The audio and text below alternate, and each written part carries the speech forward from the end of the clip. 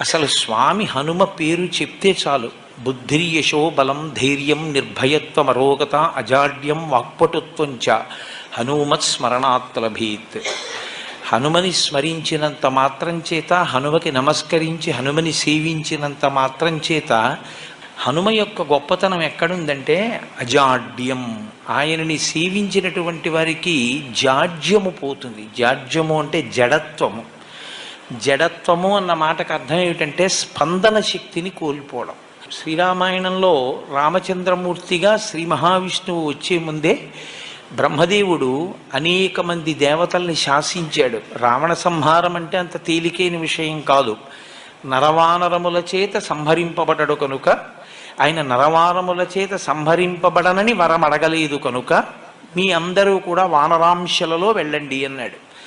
దేవతలందరూ వానరుల యొక్క అంశలలో వచ్చారు.